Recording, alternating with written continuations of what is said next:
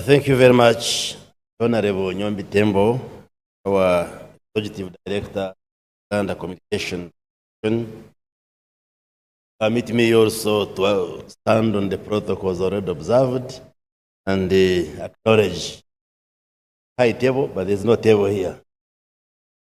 Members of the front bench here, including the Chancellor at University, Domach, Honorable, also the Vice Chairperson of the Electoral Commission of NRM. So I thought he had come to conduct elections.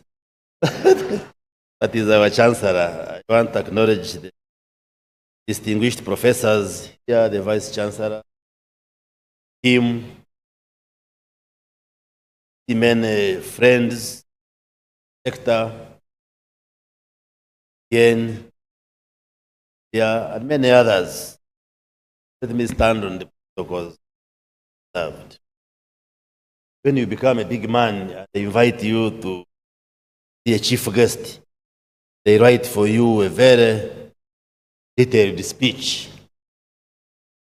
Since I'm just coming from Kanungu, actually coming from further than Barara, this morning, I will speak to the speech without reading the speech. That I speak from the heart, briefly. One, let me appreciate all of you for coming this morning to reflect and discuss very important subject. ICT, digital transformation, digital innovation, a very important subject that defines the future. I usually tell my audiences that I'm the minister in charge of ICT, therefore digital transformation, and the future is digital, therefore the minister in charge of the future. So we are discussing the present and the future of not only Uganda, but society. So I therefore want to add my voice to welcome all of you and thank you for sparing time, and thank the organizers, the teams behind this arrangement, and everybody that has come part of this. Today, you cannot avoid technology, issues of digital transformation. Whether you hide your head in the sand, technology will be lowered. And gone are the days when you would think that issues of technology, issues of ICT, are issues of the Western world, or issues those people who are far from us. We have to embrace technology. We have to live with it and have to integrate technology in our day-to-day lives. Therefore, I would want to state for the theme this 9th National Conference of Communications, Harnessing Digital Innovation, Power Sustainable Local Solutions for Uganda's Development Goals. We all know that society in the whole world has been transforming, and sometimes we use the terminology of industrial revolutions. We have had the first industrial revolution, second, the third, now we speak of the fourth industrial revolution, and even some societies even speak of drifting into the fifth industrial. This defines how technology has been evolving and impacting the day-to-day lives. And when we speak of the fourth industrial revolution, we speak of the many emerging technologies that we speak of today. Artificial intelligence. The other day when the cabinet discussing the issue of blockchain and the other cryptogenic technologies, how they are affecting financial transactions, the virtual money, the role, the impact this has on the central bank and the other financial institutions. And my submission to Cabinet was, these technologies have come to stay.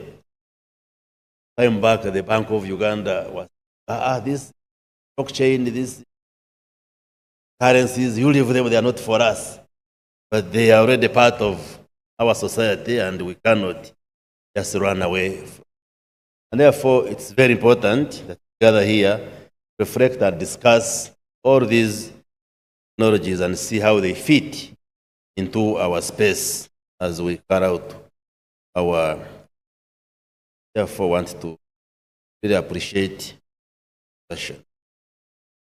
But as technologies evolve, we see a lot of divides. We are not progressing same level. In terms of geography, we see a huge geographic divide between global north, global south. Very clear gaps. Yet we are saying technology, future, the current is the future. The question is, how do we catch up with the rest of the world?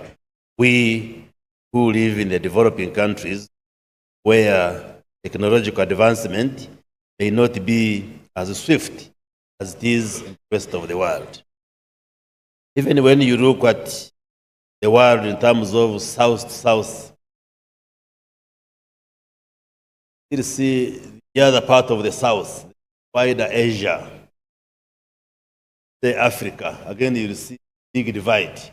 But China, India, those Asian economies, they are moving faster in terms of technological advancement compared with us, Uganda, and the rest of Africa. So the key question comes, how do we facilitate technology transfer, skills transfer from those communities where advances have been made, ensure that we also move along and move faster, catch up with the rest of the world. When you look at the population here in Uganda, you'll still see many divides, gender divide. Are we technologically compliant, same level in terms of we, the men and the women? When you look at it from the demographic aspect, young people and the aged. So there are all these gaps, all these divides, which we must address and ensure that nobody is left behind when it comes to embracing technology.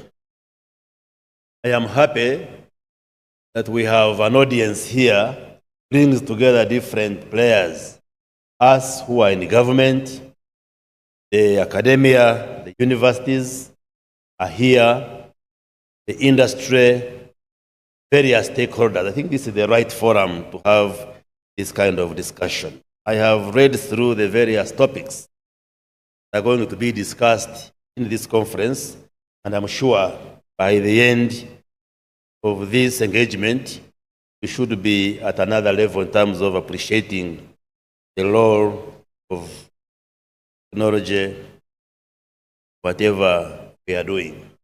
Universities play a very big role advancing research, advancing innovation, and we appeal to the universities to invest more in research and innovation. See, when we say the global north is advanced in terms of innovation, in terms of technology, there is nothing that we do not have that can also enable us to take those steps. The human brain is created to cause innovation. And the brain of a human being very different from the brain of any other creature, wired differently to facilitate that innovation. And therefore, there is no reason as to why scholars, students, the academia in Africa, in Uganda, cannot equally innovate the rest of the world. Like Honorable Nyombi Tembo was saying, there has been this cry of Facebook. When are you opening Facebook? I'm sure even after this speech, the media will ask that question. But Facebook was just an innovation by an individual. Why are we unable to create our own Facebook or any other social media platform that can facilitate communication, like most of these platforms, Twitter, WhatsApp, all these platforms we use every day. And therefore, I would want to throw the challenge to the scholars, the IT experts in our universities.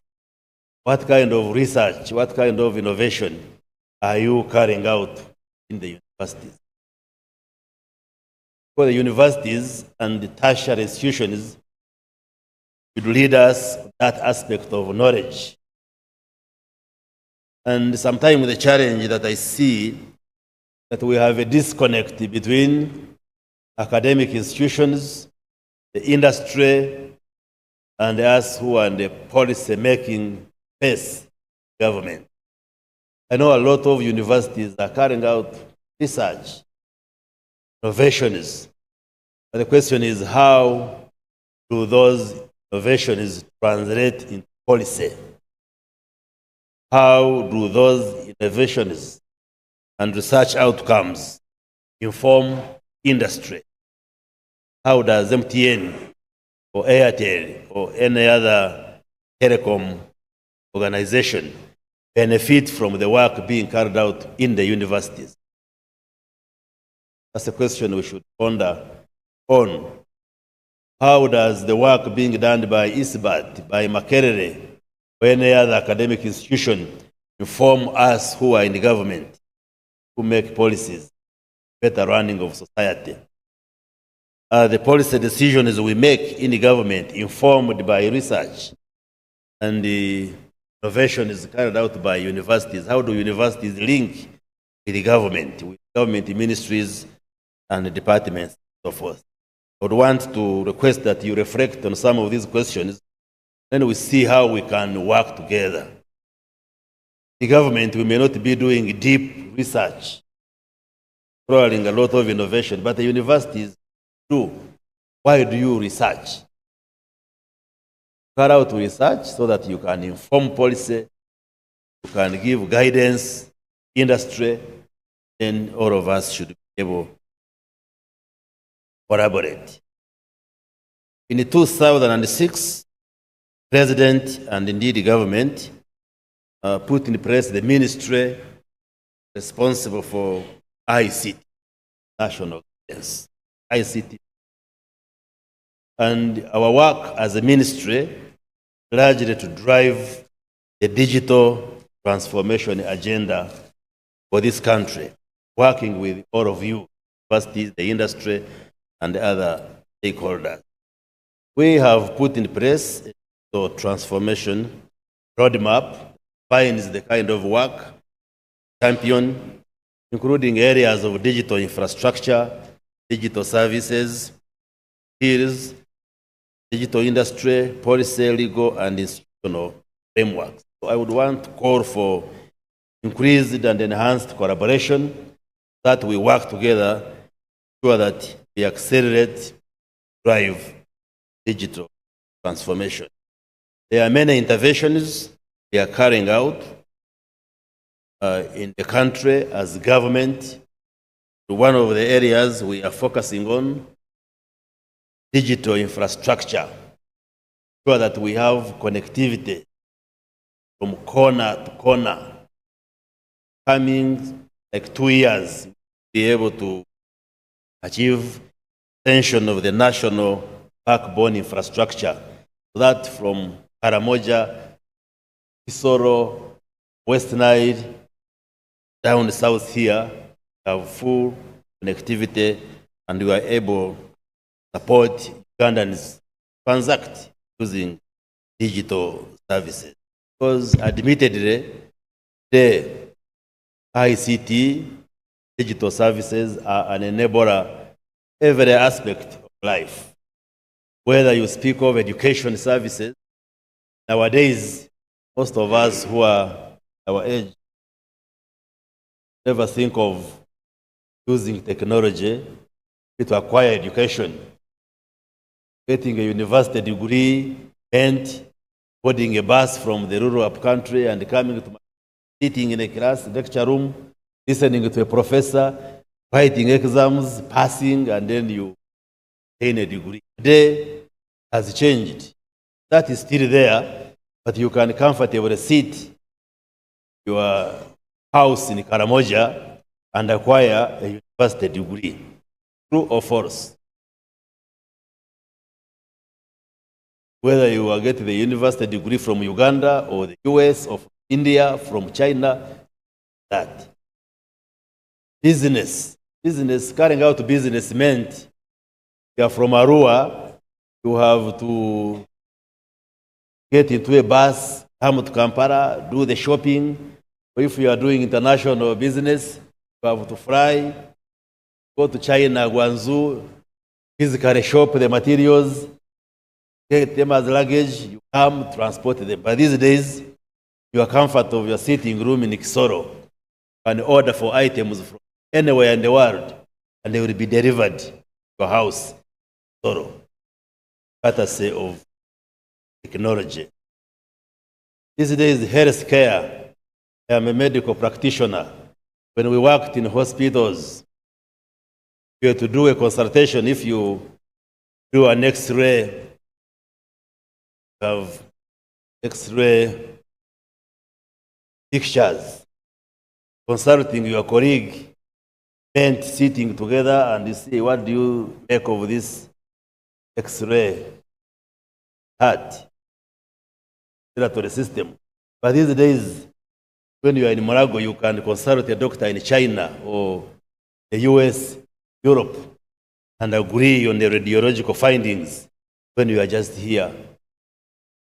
Morago or a doctor in Arua Hospital can easily consult the doctors in Morago on the diagnosis of a particular patient. Courtesy, technology enabling service delivery and helping us to perform much better. And therefore, it's an imperative.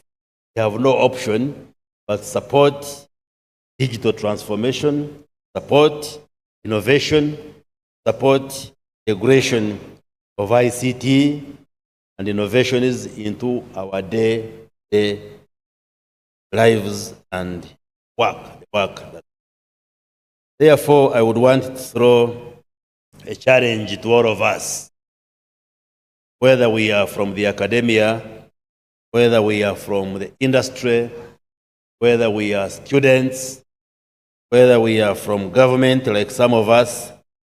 Let us do everything possible within our space to facilitate this digital transformation, because it enables us to do things much better and much more efficiently compared to when we didn't have access to technological services.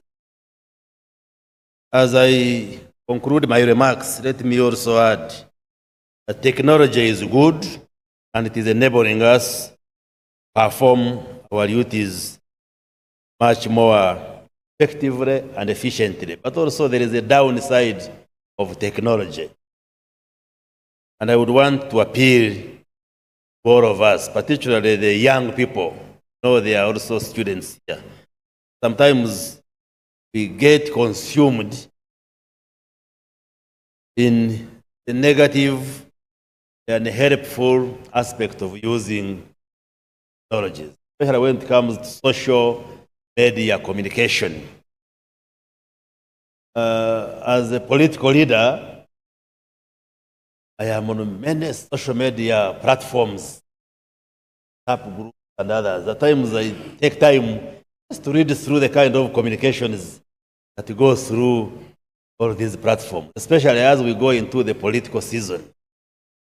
Finding people get consumed into hate communications, politicking all the time, insults, abuses, especially you, the young people.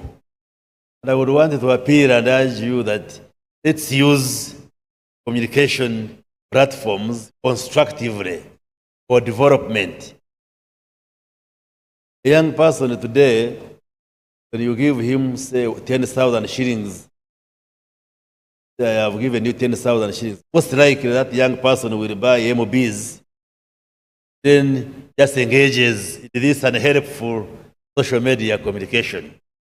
Maybe he's attacking his local member of parliament, or he's attacking the president, or another presidential candidate. While we do not limit the freedoms of Ugandans as far as communication is concerned, but our guidance is that let's use these platforms responsibly. And together with UCC and other of the agencies, we are exploring possibilities of regulating that space. Because communication in Uganda is regulated. Communication is through radio, television, print media, but digital communication has posed a challenge. And we have discussed this in Cabinet. Cabinet has instructed me as the Minister for Communication to get technologies that can help us not limit your freedom to express yourselves, but be able to filter some of these offensive communications that you people channel through social media. When this comes, don't say we are now gagging Ugandans. Because, for instance, I might be here addressing you as a chief guest, and somebody is posting that the Minister of Information is dead. When I am here very energetic and very vivacious and talking to you, and somebody takes pride in saying, Minister of Communication has died, and we even put a picture of a dead person. We are saying, should that one be allowed to continue? When the president is there campaigning in the north, somebody is killing him on social media. Yes, we allow freedom to express ourselves, but we are saying, let's use these social media spaces responsibly. Let's communicate for development, not really just promote hate speech, promote insults, promote misinformation and disinformation, so that, yes, we allow these social media spaces, but let's remain responsible as Ugandans. Especially so, we are going into an election period. Like people ask about Facebook. That's how, for instance, Facebook went into challenges with it. Because Facebook was the education platform, went into partisan politics.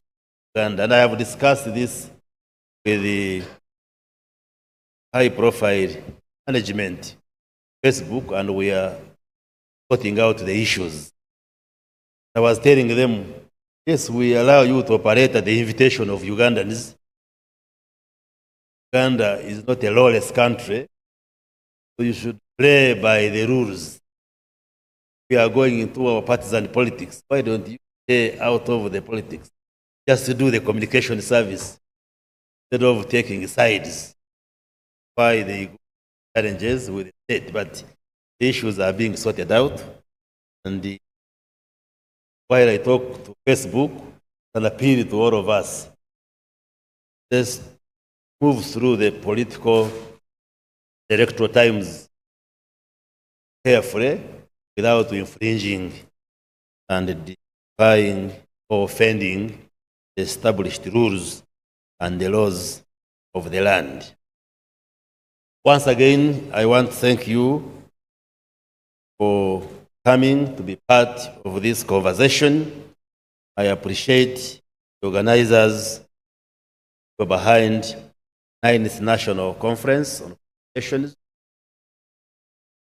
Once again, appreciate the theme, harnessing digital innovation power sustainable local solutions for Uganda's development goals. I want to emphasize that we have the ability as Ugandans, as Africans, to innovate and come up with solutions to address the day-to-day challenges which afflict us as people. Africa, I am one of those who believe in Afro-optimism. We in Africa and indeed Uganda, we can do it, we are able to do it, as long as we work together and support each other. I want to pledge on behalf of the government of Uganda that we shall continue to provide that space, enable all of us play our part. We shall continue to support the academia, the universities, tertiary institutions, do research, innovate, so that we can come up with, as well as the industry players, further pledge, continue working together, support you.